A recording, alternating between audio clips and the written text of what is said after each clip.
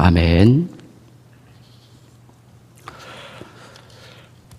피는 물보다 진하다라는 이제 말이 있습니다. 그런데 오늘 본문은 우리에게 피는 물보다 진하다라는 것을 넘어서 권력은 피보다 진하다라는 것을 보여줍니다. 권력을 위해서라면 자기를 낳은 아버지까지 살해할 수 있는 인간의 깊은 곳에 숨어있는 욕망의 극치를 보여줍니다. 인간은 세 가지 욕망이 있는데 그것이 돈, 성, 권력입니다. 그런데 이 세 가지 중 가장 매혹적인 것이 권력이라는 겁니다. 그것을 위해서라면 수단과 방법을 가리지 않는다는 겁니다. 그런데 문제는 역사상 그렇게 얻은 권력의 보좌는 모두 비참한 결과를 맞이했다는 겁니다. 오늘 본문에도 그런 사람이 등장하는데 압살롬이 그 주인공입니다. 본문에 보면 다윗의 셋째 아들 압살롬은 이제 반란을 일으켜 아버지 다윗 왕을 반역하게 됩니다. 다윗은 예루살렘을 내버려 두고 도망가는 신세가 됩니다. 욕망의 극치인 겁니다. 자신을 낳은 아벨을 죽이고 자신이 왕이 되겠다는 그런 겁니다. 패륜인 겁니다. 그런데 여러분, 우리가 이 본문을 볼 때 단지 압살롬은 패륜아이다 라는 것만 보아서는 안 된다는 거죠. 사실 이 본문이 우리에게 말하는 바가 있습니다. 우리는 그것을 찾아야 한다는 거죠. 그것이 무엇입니까? 성도는 날마다 자기를 부인하지 않으면 십자가를 질 수가 없다는 겁니다. 자기의 욕망을 꺾지 않으면 그리스도의 능력이 나를 통해 나타날 수가 없다는 겁니다. 여러분, 욕망이 무엇입니까? 나의 뜻인 겁니다.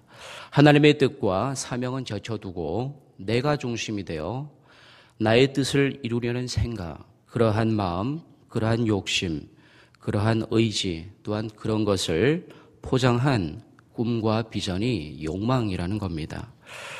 여러분, 우리가 부름받은 것은 세상을 향한 욕망을 꺾어내고 하나님을 향한 소망을 품으라고 부름받은 것입니다. 그래서 나의 뜻을 내려놓지 않으면 하나님의 뜻을 이룰 수가 없는 겁니다. 나를 부인하지 않으면 십자가를 질 수가 없는 거죠. 그 십자가가 무엇입니까? 사명인 겁니다. 나의 욕망을 꺾지 않으면 사명을 이룰 수가 없다는 거죠. 그런데 어떤 사람들은 신앙생활을 하면서 십자가를 지고 사명을 이루기보다는 자신의 뜻과 욕망 성취를 위해서 하나님을 도구로 사용한다는 겁니다. 오늘 보면 7절에 보니까 압살롬이 다윗에게 말합니다. 자기가 하나님께 소원한 것이 있는데 헤브론으로 가서 제사를 드리겠다는 겁니다.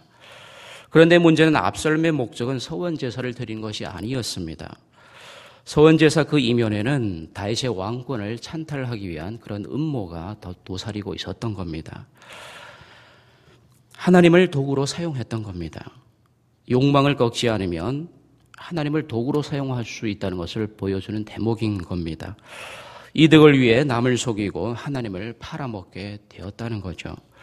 그래서 우리는 우리의 내면을 항상 깊이 성찰할 필요가 있습니다. 조용히 나의 내면을 날마다 들여볼 필요가 있다는 거죠. 단적인 예로 우리가 뜨겁게 기도하고 열정적으로 찬양합니다. 그러나 우리가 살펴야 할 것은 진짜로 내가 하나님의 이름을 높이기 위해 기도하고 찬양하는 것인가, 아니면 나의 감정 해소를 위해서 기도하고 찬양하는 것인가 라는 것을 우리가 살필 필요가 있다는 거죠. 만약 내가 뜨겁게 기도하고 열정적으로 찬양한 후에 내 안에 평안이 머물고 있다면 그것은 진심으로 하나님을 찬양한 것이라고 우리가 말할 수가 있는 것이죠. 그러나 뭔가 우리 마음에 공허함이 남는다면 10중 8구는 나의 욕망 분출이라는 겁니다. 욕망을 분출한 후에는 뭐죠? 항상 공허함이 따르게 된다는 거죠. 그래서 우리에게 필요한 것은 하나님의 은혜에 대한 갈망적인 신앙이 필요하다는 겁니다. 전능하신 하나님의 은혜에 나의 모든 것을 맡기는 그 믿음이 필요하다는 겁니다. 25절에 보니까 다윗은 도망 중에 언약궤를 예루살렘으로 다시 돌려보냅니다. 여러분, 언약궤는 하나님의 임재의 상징이 아닙니까? 그런데 그것을 다시 예루살렘으로 돌려보내면 어떻게 됩니까? 상식적으로 봐도 안 되는 겁니다.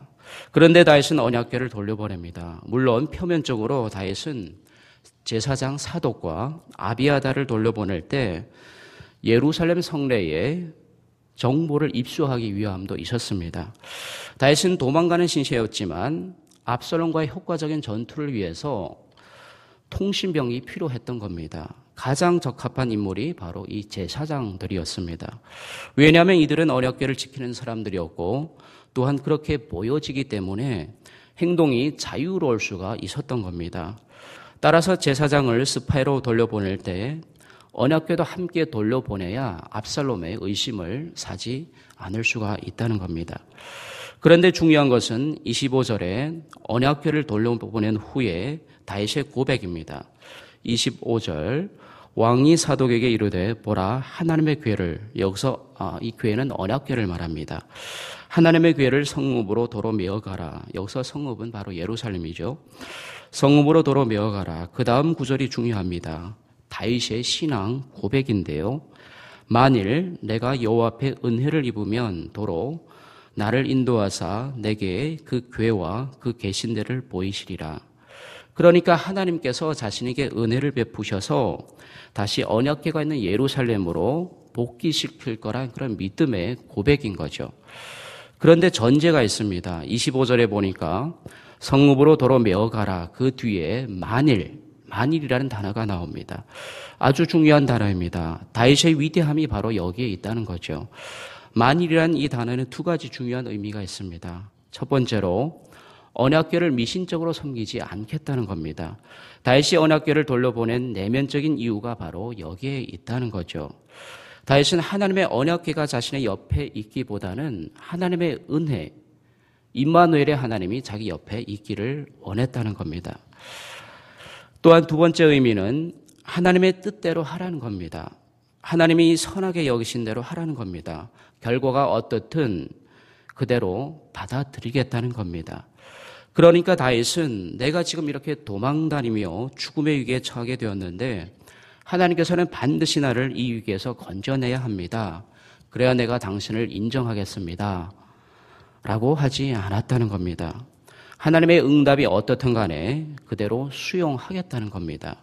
내가 사망의 음침한 골짜기를 다닐지라도 하나님의 은혜가 나와 함께하면 그것으로 족하겠다는 그런 신앙의 고백인 거죠. 이게 다윗의 위대함이라는 겁니다. 하나님이 다윗을 내 마음에 합한 자라고 말씀하신 이유가 바로 이런 모습에서 우리가 찾아볼 수가 있는 거죠. 여러분, 우리가 다윗의 이러한 모습에서 알 수 있는 진리가 무엇입니까? 기도의 응답은 상황의 반전이나 환경의 개선이 아니라 하나님의 약속이라는 겁니다.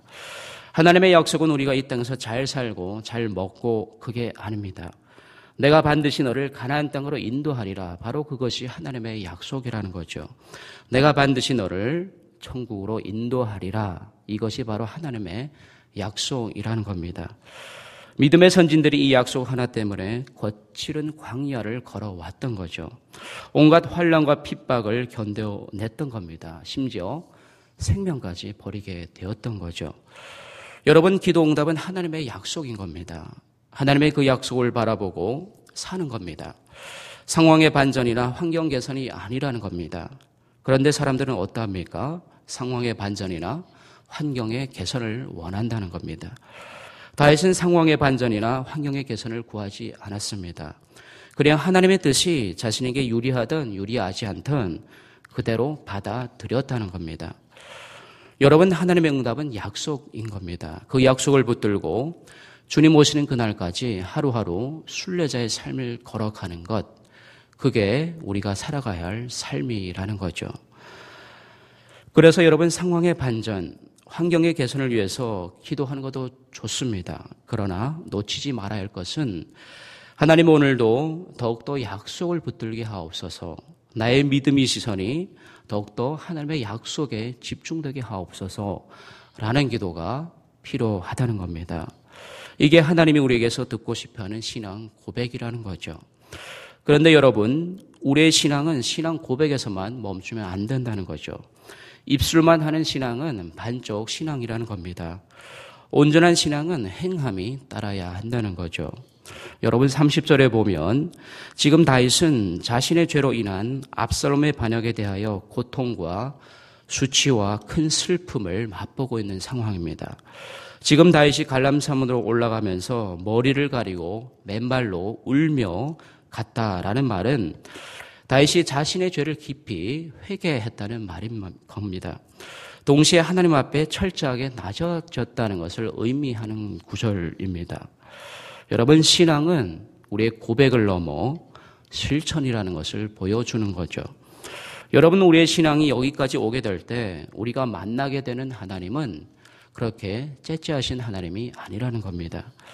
우선 32절에 보니까 다시 회개하며 철저하게 낮아진 마음으로 감람산 정상에는 하나님을 경배하는 마루턱에 도착하게 됩니다.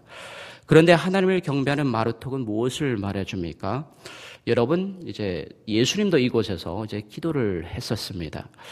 그러면 하나님을 경배하는 이 마루턱은 무엇을 말해주는 겁니까? 오직 나와 하나님, 단둘이 있는 그곳, 하나님을 만나게 되는 그곳을 말해주고 있는 겁니다. 하나님의 약속을 바라보게 되는 그곳, 하나님의 은혜를 체험하게 되는 그곳을 말씀하고 있는 것이죠.